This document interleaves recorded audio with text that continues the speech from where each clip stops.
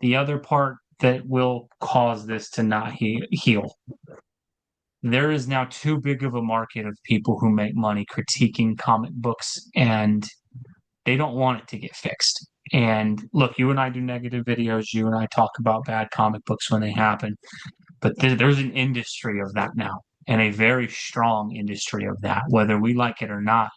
There just is. And I'm not saying those folks have always had bad points or that they don't have some valid things. I think it's one of those things where 25, 30% of the time they're spot on.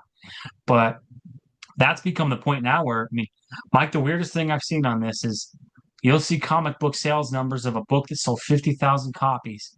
And then there's a video trashing the comic book that's like 1.2 million views. And it's like, I don't know how the industry recovers from that when you have 10x the audience watching a critique of how awful it is compared to the people who actually read the book.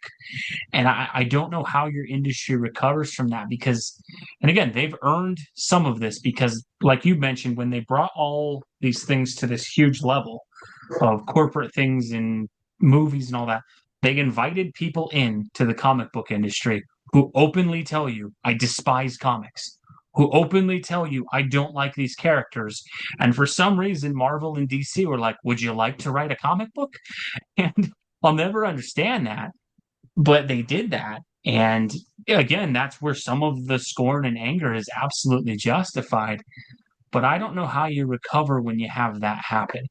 Because now when you have, I would say, more people watching videos bashing comics than are reading them, I don't know where you go for that. I mean, it's the craziest thing. And like, again, I'll always bring this to sports.